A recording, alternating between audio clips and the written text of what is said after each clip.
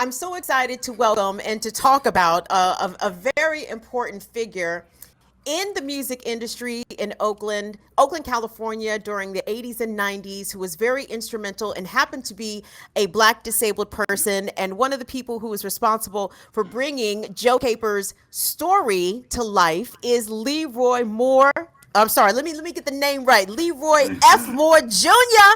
You better say his name. He is a poet. He is a journalist. He's also an activist. Leroy is the founding member. He's the founder, pardon, of Krip Hop Nation and a founding member of the National Black Disability Coalition. And he's joining us today, I believe, from SoCal. So, Leroy, thank you so much. Thank you so much for being here on Burn It Down with Kim Brown. Hey, you kick ass. Thank you for having me. Leroy, you kick ass. And I have confessed, Leroy, when I saw Krip Hop Nation in the chat on Friday, and I said, Krip Hop Nation, I said, hit me up because I saw your piece in San Francisco, Bayview. Will, at your convenience, let's get that article pulled up. Yeah, And the top. it's one of the kick ass black newspapers in the world, I think.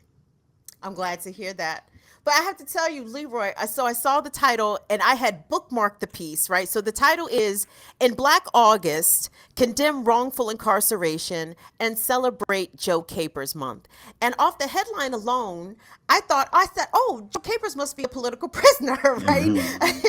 And so when I saw you in the chat, I'm like, yeah, we're gonna talk about Black August. And then when I sat down and actually read the piece, I said, oh, this is completely different. This is not what I was expecting at all, Leroy, but it's everything. It is everything. So in Oakland, California, you and other people rallied and organized for a recognition of Joe Capers Month. But before we talk about even how that happened, you got to tell us why we should know who Joe Capers is and who was Joe Capers.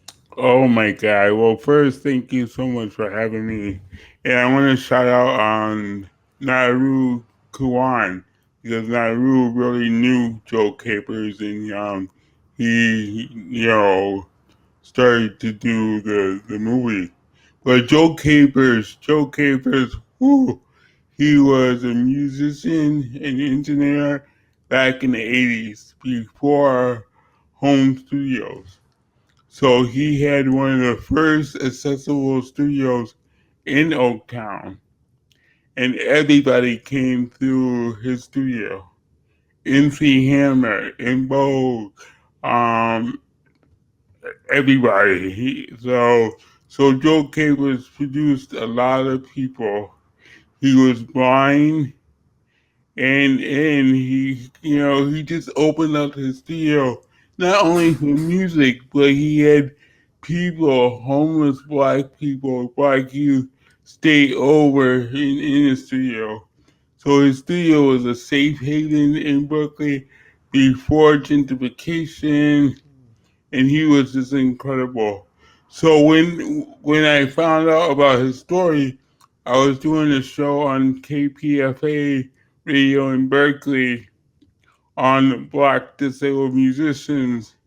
I got home and somebody called me and said, "Oh, do you know Joe Capers?" I didn't know him. So this friend, told me the whole story about Joe, about having that music studio, about engineering all the Oakland sound that you think of. Toni and Vogue came out of his studio. So at that time, I did an event at Atlanta, in I think it's Georgia State University, where Joe Capers' family is at now. And we gave the family an award. And I came back. I wanted to do more. And that's when I reached out to Naru, and Naru is a good friend. He's a poet, teacher, filmmaker, and he knew Joe Capers. And he's like, "Oh yeah, Joe Capers, yeah, let's do a movie." And it took us like I think 5 years to do this movie. So we interviewed MC Hammer, we interviewed the Joe Underground, rest in peace, Humpty Hump. We interviewed him.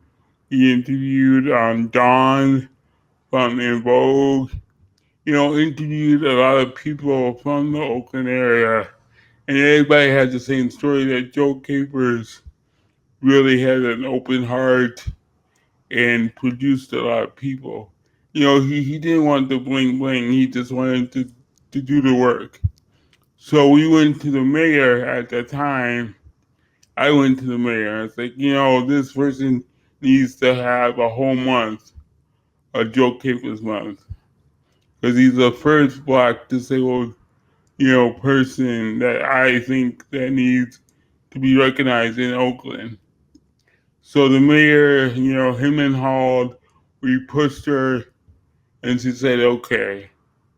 So now it's Joe Capers month every August in Oakland. It's been like that for the last 2 years.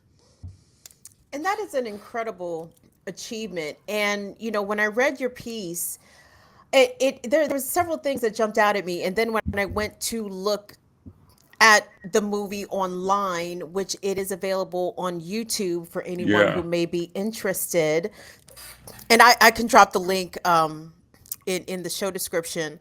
But there was a couple things that jumped out at me, Leroy. First of all, the amount of contributions from disabled folks, particularly Black disabled folks, that Mm-hmm. either just go outright Mm-hmm. unacknowledged, Yeah. ignored, don't nobody know, you know Yeah. what I'm saying? Don't Yeah. nobody want to mention that the person was a wheelchair Yeah. user or may have Yeah. been, nobody wants to mention that in the thing. Yeah. So that jumped out at me because again, I had never heard of Joe Capers before reading your piece and listening to that iconography of Oakland artists. I'm like, I listened to all of those artists, all of those songs. Exactly. Yeah. Chances are I was jamming to some shit that was produced in Joe Capers studio. So Yeah. that jumped at me. And Leroy, I too am visually impaired, right? So Oh. especially when I hear about blind folks, because people don't seem to think that blind people can do any fucking thing, right? And one of my biggest gripes is ableism. Obviously, I'm sure you know that. But on social media, every so often, there will be a hashtag that will come up about Stevie Wonder, and the hashtag is Stevie ain't Yeah. blind. It will Oh go through all God. the things that people don't think that Stevie can do. Stevie can't play the drums. Stevie can't catch microphones. This, that, and the third. But when it comes to Joe, and I know you didn't know him personally, but I know the co-producer of the movie did know Joe. Do we know to what extent? Well, for one, I want to talk about how Joe lost his vision because Yeah. he lost his vision as a result of a freak accident. Yeah. And that's something that I also want the audience to be very well aware of because you can and you will come to disability through a variety of ways, okay? Oh You can yeah. be born disabled, you can, experience some sort of catastrophe or old age and disease will eventually get you. But disability is coming for you one way or the other. But a freak accident is what took Joe Capers' sight. And so let me ask you about that. And to what extent could Joe see? Was he totally blind, or to your awareness, did he have any vision while he was doing all that he was doing in the music field? So when I was in Atlanta, Georgia, I interviewed the family. I interviewed his mother. She's still alive. Rest in peace. He passed away. So I interviewed the family. And the family told me the story. The family said that Joe Capers was in the bathroom. He was cleaning the bathroom, and this was back in the 70s, I guess.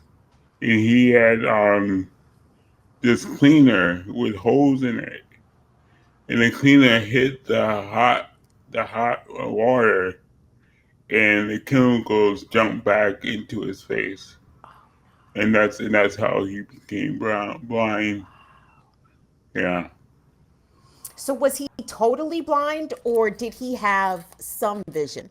I think Because I think I think he was totally blind. Yeah, wow, wow, and that's something that I think is also important to distinguish for the audience is that when people, well, in Joe's case, he was totally blind, but blind doesn't always mean yeah, totally blind. There's a range of low vision and vision impairments.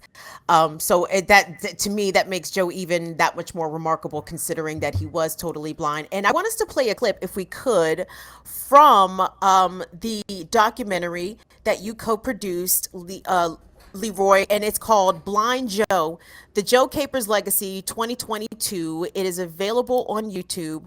And this clip is going to pick up with an interview speaking with musician James Richards. And James Richards is about to describe encountering Joe Capers after playing a club in Oakland, and Joe was playing the keys. He was doing the keyboards for an R&B singing group called the O Mystics, which at the time had a guitarist by the name of Dwayne Wiggins. If you're familiar with Toni, I know the game on me just to show us my name is Dwayne. That Dwayne, Dwayne Wiggins for Toni was also part of the O Mystics, playing with Joe Capers. And James Richard is going to pick up the story talking about Joe's musicianship, but also the hardships that he encountered while running this fully accessible studio, the only of its kind in the Bay Area, and in the ways people would take advantage of his disability. So let's take a look at that. After the show, I just casually went and started talking to the guy about gear, because I forget what kind of keyboard he had. But he was talking about, he was over at our keyboards looking like, oh man, that's really nice. And he's touching them and he's feeling them. He's like, what is that? He said, oh, I know what it is. Don't tell me. And he's just feeling on it. He said, okay, that's a DX7. That's a General 106. Wow. That's a Mirage. And then I said, well, up here, look, reach up here. Reach up here. I didn't know his name. Reach up here. And he's reaching. And he's like, that's a DMX drum machine. He built an even bigger studio. And I believe that was when Raphael was playing with Sheila E. I think he was the first one to go with Sheila E. And then Tommy and Denny from Club Nouveau recruited the brothers, and they started recording at Joe's house. He had a 24 track. But you know, my subsequent visits, it seemed like the studio would deteriorate, just get worse. And I'm like, Joe, what's wrong with the studio? He's like, well, you know, I said, what are all these people around here? Why don't they help you clean up? Why don't they help you financially? You know, I know you have money, but, you know, he said, well, people come to the studio and they'll pay me. But a lot of times they're just, you know, cats were so dirty. They were handing him dollar bills. Like he said, okay, well, you know, give me $20 and give me $100, right? And they would give him $5 $1 bills instead of 5 20s. Think, you know, I've heard the story. Yeah. Right? He couldn't see or whatever. Joe never complained. When the people called to come back, they come on back. You know, he'd let them record some more, right? Yeah. But towards the end, I want to say, I don't know if it was quite the end, but he was running out of money. Yeah. And so I was like, well, Joe, what about all these people that you've been taking care of? What about all these now superstars whose careers you basically launched? Mm-hmm. And there was a lot of them. I mean, a lot of people in Oakland. The Oakland music scene was growing back then. You know what I mean? And I said, well, what about these people? Well, you know, it's okay. I'm not tripping. You know, and the last time I went to the studio, nothing worked. You know, the channels of the board were out, the, you know, wires hanging everywhere, speakers blown, you know, garbage piled up all over the place, house dirty, you know, Joe and that smile was gone. Yep. And Joe was hanging his head. I said, Joe, tell you what, man, what are we going to do? Let's just pack everything up and go. Just tell me, you know, I'll get a truck. We'll just pack it, and we won't tell anybody where you are, right? He said, nah, but people depend on this and that. And then I figured it out that gave him his will to live. You know, being around all those people was his food. Leroy, let me get your reaction to that, because I have to say, I mean, I felt a rush of emotions listening to that retelling of the stories. of this man opening his home, his studio, allowing people to come in and record, people taking advantage of his disability, telling him that the dollar bills are certain denominations and they're not those denominations. Meanwhile, he's not able to upkeep his studio, keep his place clean, basically keep a roof over his head. And I just thought about the ways in which disabled folks routinely have their labor exploited and have, people attempting to constantly run scams on them because they perceive them as vulnerable or as ignorant. And it doesn't sound to me that Joe Capers was any of those things, but just a tremendous benevolent soul who may have known he was being taken advantage of, but like James Richards said in the clip, he thrived so much off of the environment of just being around those artists. Let me get your reaction to what we just heard. Yeah, it's a sad story. I was told that story years ago before the movie came out, when his friend called me, when I came, back from the radio station, and she was telling the truth. Just telling, people with big names, used to take advantage of them. And, that story goes back to the blues. A lot of black blind blues artists were taking advantage from the music industry since day one. So that story is nothing new.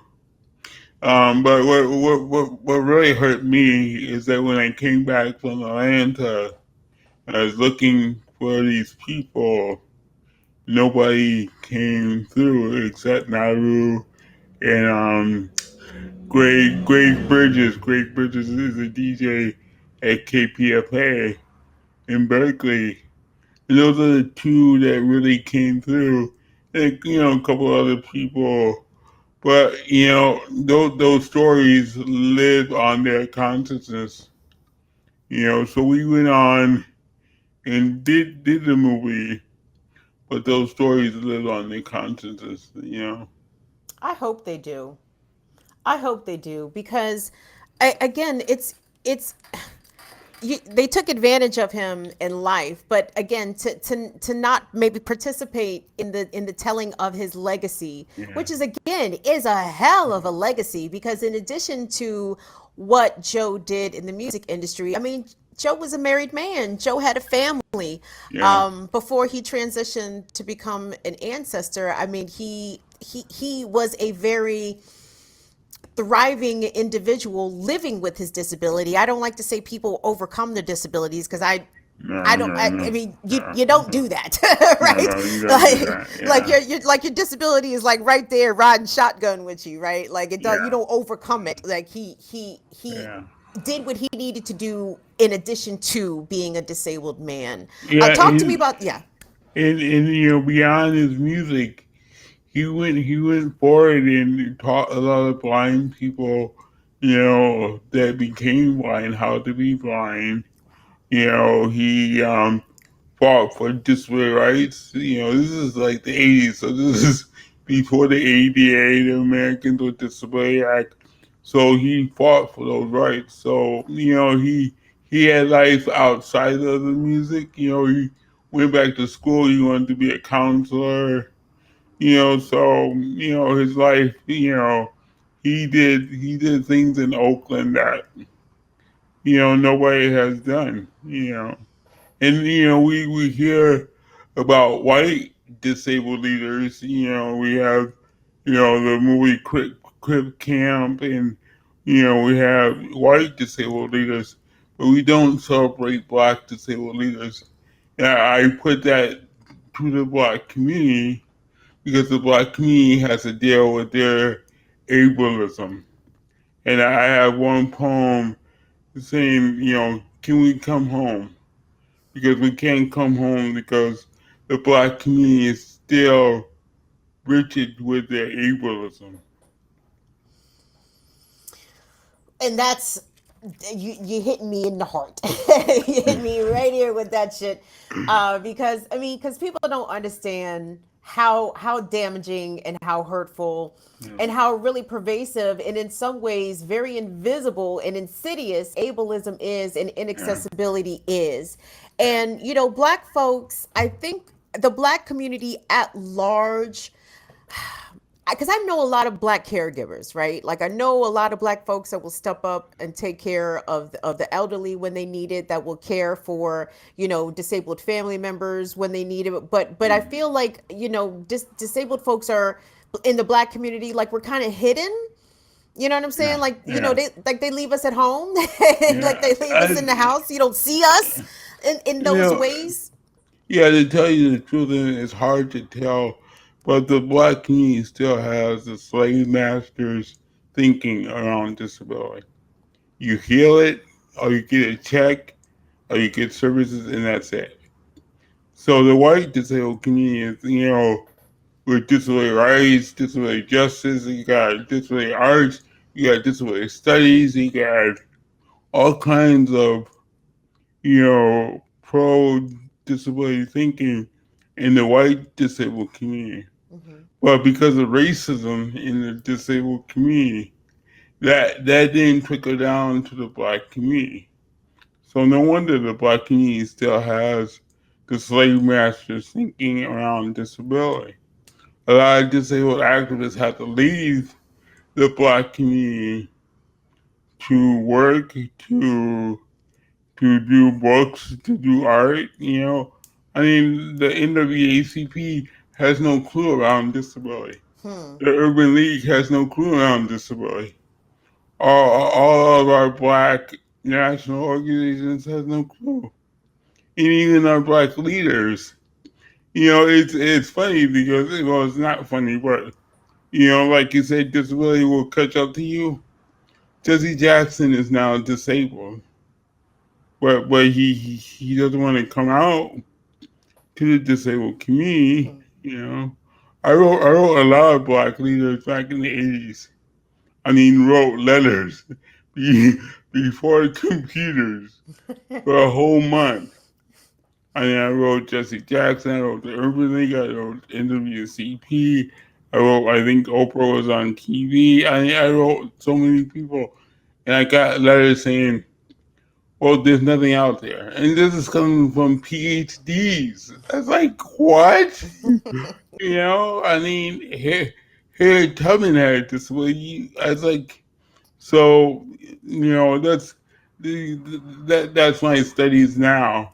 Being at UCLA, doing a PhD, trying to get Krip Hop, going to open a Krip Hop Institute where young little Leroys and Leelas can come and see themselves. Because Yes. if you go to a black museum, you don't see a black disabled people. I went to the museum in D.C. They had hair coming all over. They didn't mention her disability. I was like, come on, people. And also, that museum had nothing in Braille. I was Wow. like, are you kidding me? A multi-million-dollar museum had nothing in Braille at that time. So it's totally backwards, and that's why Krip Hop is doing the Krip Hop Institute. You know.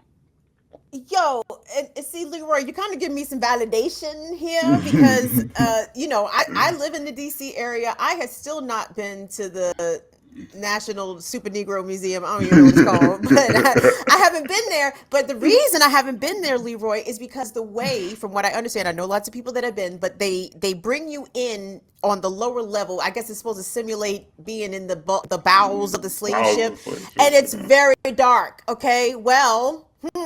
I don't see good in the dark.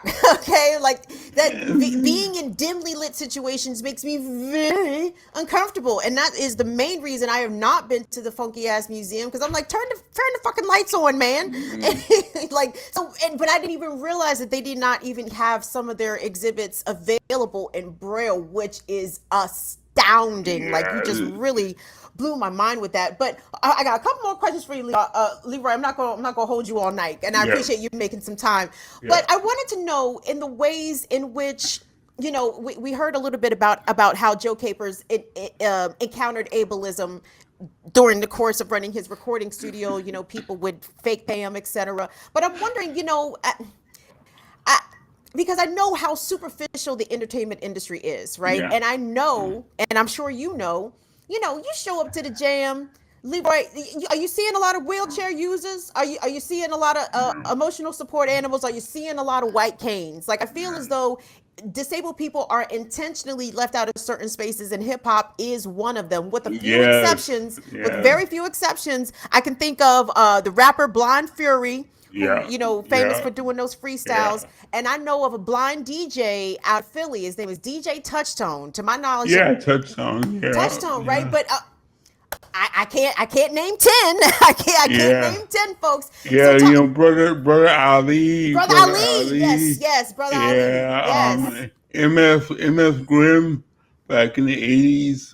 He has a disability because he was shot, way before 50 cents. So him, we just lost Bushwick Bill. That's Bushwick right. Bill just lost him. So much. Prodigy, That's Prodigy, right. we lost. He had sickle cell. Mm-hmm. So there are people out there. But once again, the industry doesn't Prodigy wanted to do a song with TLC, the singer TLC that had sickle cell. Oh, But T-Boz, uh-huh. yeah, but the industry said no. I was like, are you serious? Yeah. So those two wanted to do a song about sickle cell, but the industry said no. So And you once, and I'm yeah. glad that you mentioned those artists, and I'm also thinking about people behind the scenes as well. You know what I mean? Like I don't as a person who used to work in the industry, I seriously cannot recall ever encountering someone who was visibly disabled. I'm sure people were dealing with invisible disabilities, all day, but not. Yeah. I don't remember encountering too many people who were outwardly disabled, and that bothers me because aside from the people that they put in front of the camera or behind the microphone, like the real people that sit behind the desks and that are the real shapers of this industry and this culture, don't take disabled fans. They don't take disabled, participants in hip hop culture. That's not even something that crosses their mind, which is, of course, an extension of the greater American society, which generally does not even think about or bother to plan for disabled folks. So how is it that we can change this in our cultures, specifically from your perspective? Yeah, just get down with Krip Hop. I mean, we're doing it. We won an Emmy last year of a Hey. song with the movie Rising Phoenix about the Paralympics. So we did that. We're about to open this institute. We're about to open up our own channel, not a YouTube channel, but our own channel. So we're doing things, and we're doing things on an SSI budget. There's no Ford Foundation grant here.